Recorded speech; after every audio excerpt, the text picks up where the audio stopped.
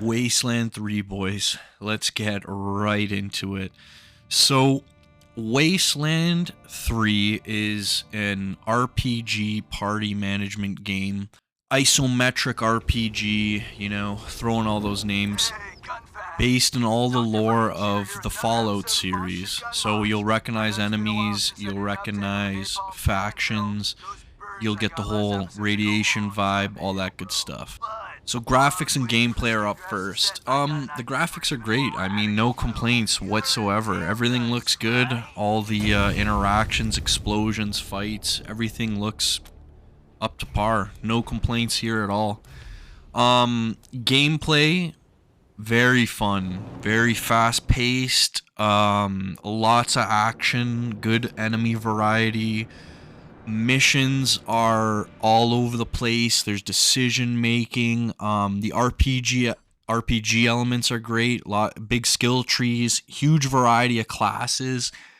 This game is just doing everything right.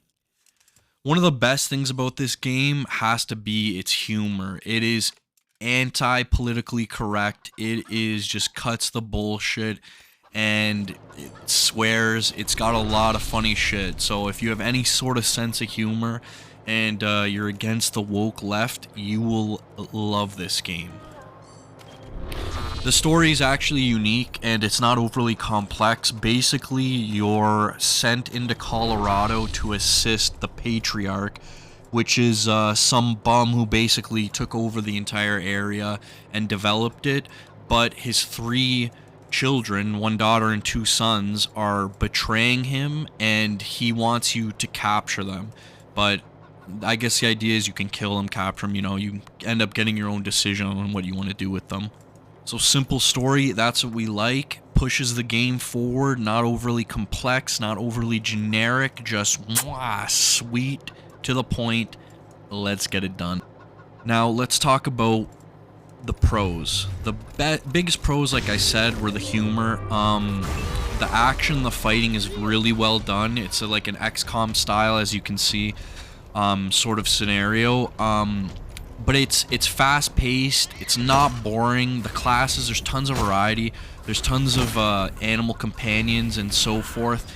And because of the humor, there's a lot of bizarre stuff you can do. That's probably the funnest part of the game. Like, as we can see, obviously, I have a party of me and my harem of women, which I always do in party-based games.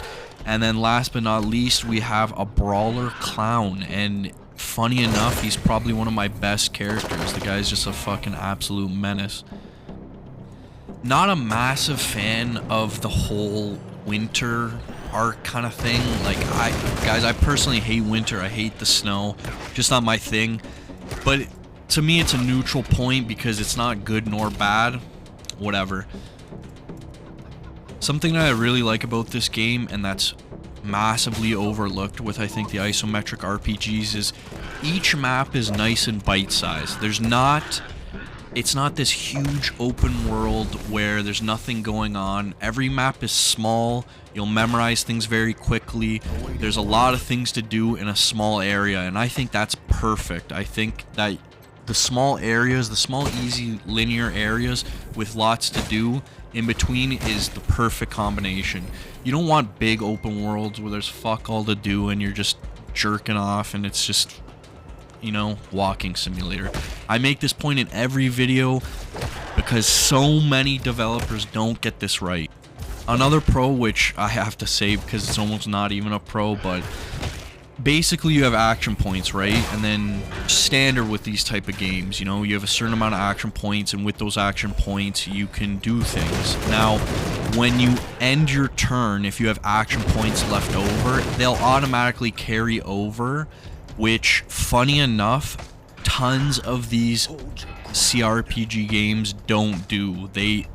For instance, like in XCOM, there's an Overwatch, what you can do, and then you can use those action points to carry over, but you actually have to manually click that, and that's a lot of CRPGs do that, where it doesn't automatically come over, and this is a massive pet peeve of mine for games like this. But this game does the right thing, you know. They probably actually play tested this. pro tip number 2 is you level up very quickly. What I mean by that is the leveling is very nice and paced out. There's never a time where it's a huge grind to get to the next level and then to get some like passive shitty skill that you're like, wow, like I grinded this much, I leveled up, but there's like no impact on the combat the next time you're in it.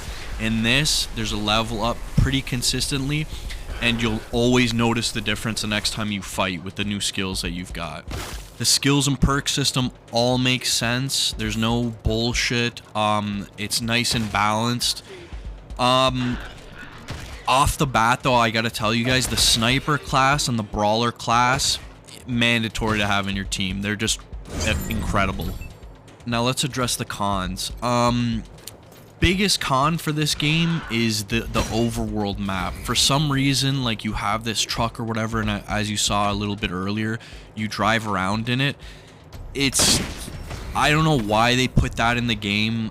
I would have been okay with legitimately just an icon moving on an overworld map, and this one you have to manually drive, and it's just a fucking... like, it's like you're driving in the winter time in the blazing snow, and like going from one point to the other, like not a lot really happens, and it's kind of just busy work. But there is a mod for this, so you know, there's fast travel on the overworld, so you can mitigate that if you want, so not too big of a deal. Sometimes the game, like, guys, you know I'm a joker, but sometimes this game can be overly stupid. It's sometimes when it needs to be serious, it's like that annoying friend trying to force a joke that's not funny, and it's like, sometimes the game almost feels like it needs to be funny all the time when it really doesn't. Like, it can be serious sometimes, you know? The modding crafting system is kind of fucked up. Like, apparently I can't remember. I think the problem was with mods, with your armor and weapons, was before that you could only put a modification on and then it would permanently be on that weapon. But once again, there's a mod for this that I have downloaded, and basically when you modify a weapon, you can then take your mods back. So if you get a better gun, you can then take the modifications off your old gun and put them on the new one. So just it makes a little bit more sense. Now this can be a pro / a con in some eyes, but it makes sense lore-wise. In this game, you'll find that vendors really don't have a lot of good shit. Like, you end up finding better gear, and that's basically it. Like, basically the good shit that you're gonna find is you're going to find it, and you really don't know when that's gonna happen, and it might be for a class that you're not even using. So that can kind of suck sometimes. Sometimes I'd rather just like be able to go to a store and see like the chain of upgrades I can buy and just buy it, as opposed to, you know, like doing a random mission and then I finally find a better sniper or something. But other than that, guys, not a lot of cons and you know, a lot of pros. It's just an overall solid good game. Like, it didn't knock my socks off, but it's a solid 9. It's fun, it does everything right, it does very little wrong. It's a solid game that you'll absolutely get a lot of enjoyment out of. Not overly complex, simple story, good action. It's just, everything's just good, which is not a bad thing, you know? The game's very cheap right now, so at the price point, can't go wrong. I definitely recommend this game as a buy. I will say, guys, though, that probably don't buy this on the consoles. That's where I first bought this game. And honestly, like, at the time, I only had a console, and I really enjoy these type of strategy games. But guys, let's cut the bullshit. The strategy games are simply superior on PC. When you have a cursor situation like this, the controller, it doesn't feel as good, and it to the point where it might hamper your gameplay so much. So if you have the option, absolutely get it for PC. Probably don't get it for consoles. If you only can get it for console and you're super into it, cool, but just realize that it just doesn't feel as good. It doesn't feel as natural. It just, you can tell that the game was made for PC, but then they kind of ported it over. You know what I mean? And guys, for future reviews and this review, let me know if you really need me to comment on the music and audio. Like, I feel like some reviewers like make it a whole section. I honestly never really felt that like music made or broke a game. It's just that cherry on top. Like, I'll give you an example. Legend of Zelda Ocarina of Time, music is fantastic and it's completely iconic. But if we took the music away, it would have still been an incredible, great, legendary game. But it just so happens that the music is also legendary, so it takes it to the next level. But it's not this like huge mandatory thing where it's like gameplay mandatory has to be good every time, you know what I mean? Graphics and audio and so forth don't really.